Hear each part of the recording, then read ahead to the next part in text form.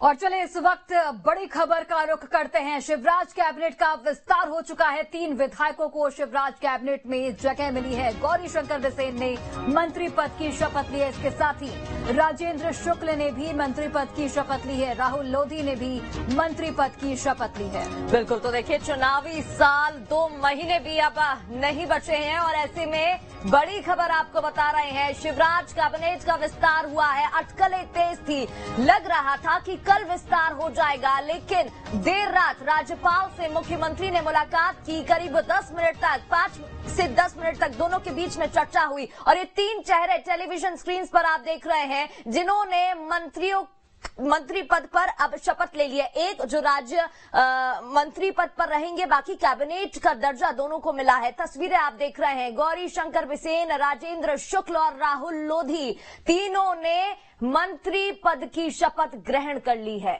बिल्कुल, शिवराज कैबिनेट का विस्तार, 3 विधायकों को शिवराज कैबिनेट में जगह मिली है। 3 चेहरे आप देख सकते हैं टीवी स्क्रीन पर। 2 को कैबिनेट मंत्री बनाया गया है। राहुल लोधी को यहां पर राज्य मंत्री बनाया गया है। हालांकि विभागों की जानकारी अभी तक अंदर खाने से सामने नहीं आई है, लेकिन इन तीनों विधायकों ने मंत्री पद की शपथ ले ली है और इससे कहीं न कहीं बीजेपी ने क्षेत्रीय और जातिगत समीकरण को साधने की कोशिश की है। क्योंकि अगर हम गौरी शंकर बिसेन और राजेंद्र शुक्ल, इसके साथ ही राहुल लोधी की बात करें तो गौरी शंकर बिसेन और राहुल लोधी पिछड़ा वर्ग से आते हैं। राहुल लोधी लोधी समाज से आते हैं और लोधी समाज का वोट बैंक मध्य प्रदेश में काफी बड़ा है। वहीं पर गौरी शंकर बिसेन की बात करें तो वो पिछड़ा वर्ग से आते हैं और गौरी शंकर बिसेन काफी महत्वपूर्ण पदों पर भी रह चुके हैं। यहां पर वो मंत्री भी पहले भी बनाए जा चुके हैं। 7 बार के बालाघाट से विधायक रह चुके हैं, 2 बार से सांसद रह चुके हैं, यानी कि एक महत्वपूर्ण पद वो पहले भी संभाल चुके हैं। एक बार फिर से एक बड़ी जिम्मेदारी उन्हें सौंपी गई है। चुनाव के लिहाज से बेहद महत्वपूर्ण ये तीनों नाम बताए जा रहे हैं।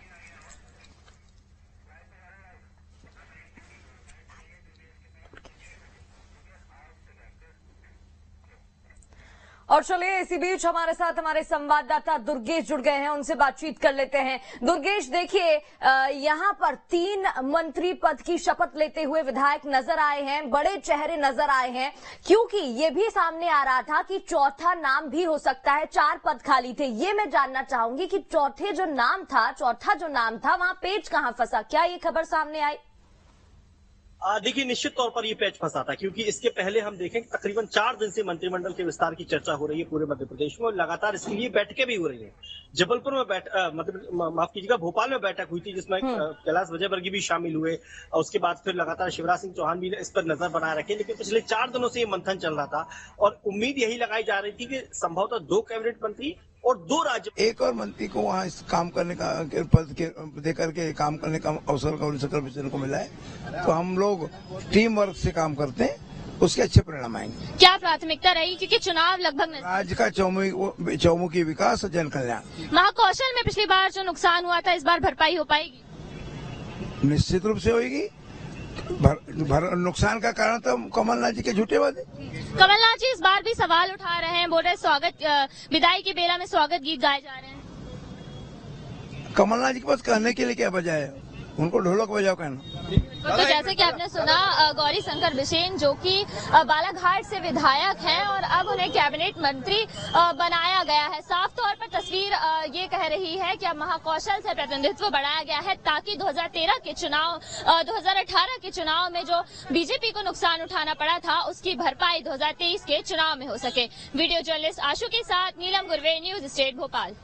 तो बिल्कुल आप सुन रहे थे हमारी संवाददाता नीलम, जो कि गौरी शंकर बिसेन से बातचीत करती हुई नजर आ रही थी। पीसीसी चीफ कमलनाथ को लेकर एक बड़ा बयान भी उन्होंने ओर दिया है। और चलिए इस बीच हमारे साथ वरिष्ठ पत्रकार सत्य प्रकाश जी जुड़ गए हैं, उनसे बातचीत करने की कोशिश करेंगे। सत्य प्रकाश जी, सबसे पहले तो बहुत बहुत स्वागत है आपका न्यूज स्टेज पर। आवाज नहीं आ रही। आप सुन पा रहे हैं मेरे को? आवाज नहीं आ रही, थोड़ा सा आवाज बुलवाइए। आवाज नहीं आ रही बिल्कुल। चलिए ठीक है, हम उनसे संपर्क करने की दोबारा कोशिश करेंगे। लेकिन आप फिलहाल बयान सुन रहे थे जहां पर गौरी शंकर बिसेन बोलते हुए नजर आए कि जो भी होगा आगे अच्छा ही होगा। निशाना साधते हुए भी पीसीसी चीफ कमलनाथ पर नजर आए थे। हमारी संवाददाता उनसे बातचीत कर रही थी। और चलिए हमारे साथ सत्य प्रकाश जी जुड़ गए हैं। आप सुन पा रहे हैं जी सत्य जी? जी बोले। सबसे पहले तो देखिए चुनावी साल है, यही मैं जानना चाहूंगी, एक बड़ा कदम बीजेपी ने उठाया है, कितना फायदेमंद, कितना असरदायक ये साबित होने वाला है? देखिए, ये जो एक्सटेंशन आज हुआ है जिसमें 3 मंत्रियों को इलेक्ट किया गया है, ये बिल्कुल टोटल अपकमिंग इलेक्शन से ओरिएंटेड है। इसमें भारतीय जनता पार्टी का एक प्रयास है कि रीजनल बैलेंस या ज्योग्राफिकल बैलेंस और कास्ट बैलेंस को चुनाव से पहले सेटअप कर लिया जाए, क्योंकि पार्टी पर जब से 2020 में वो सत्ता में आई है तब से कहीं न कहीं महाकौशल या रेवांचल इन रीजन का इग्नोरेंस करने का आरोप अंदर पार्टी खानों में लगता रहा है। लेकिन एक चीज यहाँ चौंकाने वाली बात है कि जो राहुल लोधी को राज्य मंत्री का जो शपथ दिलाया गया है आज, वो कहीं न कहीं फर्स्ट टाइमर एमएलए हैं। बीजेपी आमतौर पर ऐसा नहीं करती कि उनको मंत्री इलेक्ट किया जाए। और दूसरा क्या है, ये उमा भारती जो पार्टी पर कभी कभार समय समय पर ओकेजनली अटैक करती रहती है। जैसा कि आपने देखा होगा, एक बार उमा भारती ने किसी उनकी कम्युनिटी की मीटिंग में ये कहा था कि आप लोग स्वतंत्र हैं, आप जिस तरफ जाए मेरा आप पर कोई प्रेशर नहीं है। तो ये उनका एक इंडिकेशन था कि इस समाज को कहीं न कहीं कैबिनेट में जगह मिले। और ये भी तय है कि ओबीसी कम्युनिटी में कहीं न कहीं ये कम्युनिटी, पर्टिकुलर लोधी कम्युनिटी, एक बड़ा पॉपुलेशन रखती है। तो चुनाव को देखते हुए उनका इंडक्शन, दूसरा उमा भारती को सेटिस्फाइड करने की तरफ ये करा जाता है कि वो उनके भतीजे भी हैं। तो ये जो पूरा आज का एक्सटेंशन है, हालांकि ये 3 मंत्री 1.5 माह मात्र बचा है, इसके बाद इलेक्शन कोड ऑफ कंडक्ट लग जाएगा मध्य प्रदेश में। ऐसे में इतने कम समय में कैसे कर पाएंगे? लेकिन सीनियर लीडर्स राजन सूद, गौरीशंकर बिसेन, ये अपने क्षेत्रों में बड़ा वजूद भी रखते हैं। रेवांचल में आपने देखा होगा कि वहाँ पे केवल गिरीश गौतम जी जो स्पीकर है उनको बनाया गया था। इसके कारण कई चुनाव हुए, चाहे वो गायकोड हो या फिर लोकल बॉडी के इलेक्शन हो, उनमें बीजेपी का परफॉर्मेंस उतना बेहतर नहीं रहा था जितना कि 2018 के असेंबली पोल्स में रहा था। इस कारण उनका लिया जाना दिख रहा है। इसी प्रकार महाकौशल में एक भी मंत्री नहीं था, पूरे रीजन से एक मंत्री नहीं था। ऐसे में गौरीशंकर बिसेन, वो भी ओबीसी कम्युनिटी के हैं और उनका इंडक्शन, क्योंकि मध्य प्रदेश में आपको बताऊं मोर देन 55% ओबीसी कम्युनिटी है। ऐसे में उसको साधने के लिए ये बड़ा प्रयास है, क्योंकि अभी तक का जो मंत्रिमंडल था उसमें इस कम्युनिटी को, जो 50% से ऊपर है, लेकिन बावजूद भी सवर्ण या क्षत्रिय लोग ज्यादा थे। इसलिए उस बैलेंस को करने के लिए चुनाव में जाने के लिए भारतीय जनता पार्टी का ये स्टेप दिया गया। और ये इलेक्शंस में जाने के लिए कोई भी पार्टी करती है, मुख्यमंत्री का विशेष अधिकार होता है कि वो कब किस समय कैसे कैबिनेट एक्सपेंशन करता है, ये उन पर डिपेंड करता है। इसलिए ये चुनाव से पहले सभी क्षेत्रों में समानता और जाति वर्गों में समानता लाने का एक बड़ा स्टेप दिख रहा है। हालांकि ये तीनों मंत्री इतने कम समय में अपने डिपार्टमेंट में क्या परफॉर्मेंस दिखा पाएंगे और उसका मैसेज पब्लिक में किया जाएगा, ये एक बड़ा सवाल बनता है। बिल्कुल, निश्चित ही देखने वाली बात रहेगी कि आगे ये जो फैसला है कितना कारगर साबित होता है। सत्य प्रकाश शर्मा जी हमारे साथ जुड़े थे, वरिष्ठ पत्रकार हैं। बहुत बहुत शुक्रिया आपका तमाम जानकारी के लिए।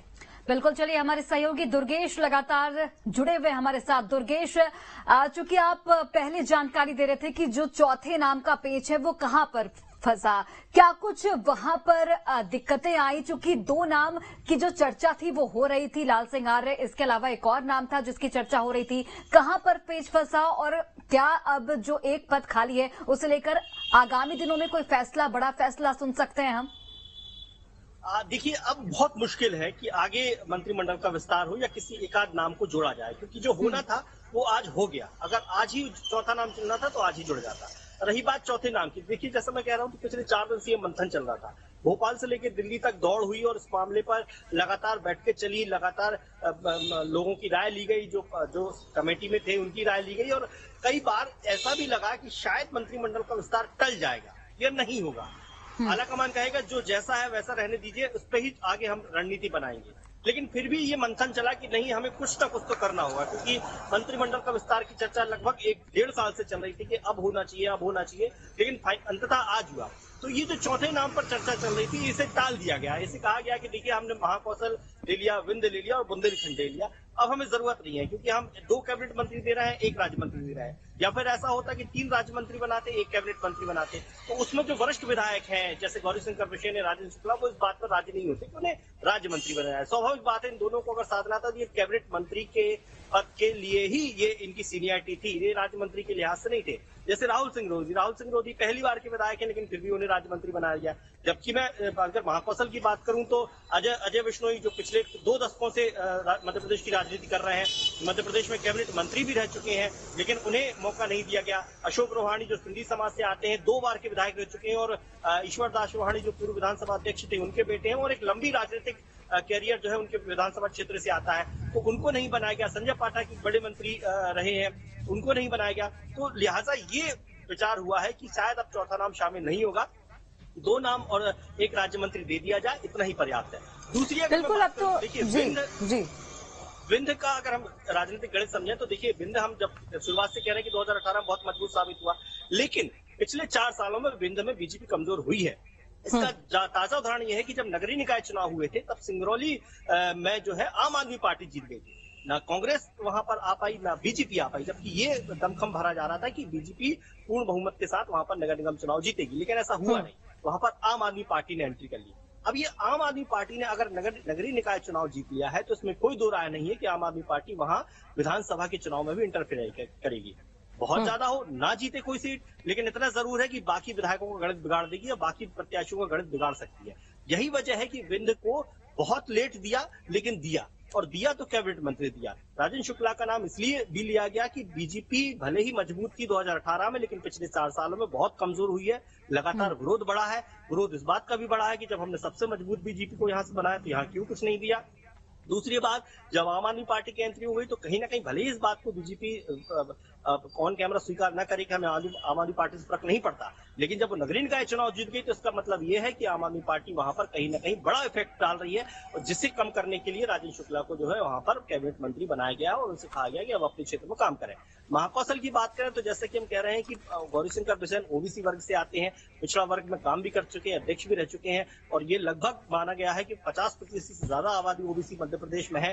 तो इस लिहाज से गौरीशंकर बिसेन को यहाँ पर कैबिनेट मंत्री बनाया गया है। लेकिन यहाँ मैं एक बात जरूर करूंगा, देखिए अगर राजनीतिक गलियारों से जो चर्चाएं निकल रही है उसके मुताबिक हम बात करें तो इस बात की चर्चा हो रही है कि अगर मंत्रिमंडल का विस्तार इतना लेट हो रहा था तो फिर नए चेहरों को मौका क्यों नहीं दिया, आपने पुराने चेहरों पर ही दांव क्यों खेला। राजेंद्र शुक्ला, गौरीशंकर बिसेन जैसे दिग्गज नेता है जो राजनीतिक कैरियर, राजनीति का सारा रस चख चुके हैं, और उसके बाद उन्हें कैबिनेट मंत्री बनाया गया है। अगर लेट हो रहे थे और आप केवल क्षेत्रवाद संभालना था, आपको जातिगत समीकरण संभालना था, तो नए चेहरों को आप कैबिनेट मंत्री में मौका देते तो संभवतः और ज्यादा इफेक्ट के साथ जो नए मंत्री बनते, जो नए कैबिनेट मंत्री बनते या राज्य मंत्री बनते, वो जनता के बीच जाती है, अपने कार्यकर्ताओं को संभालते।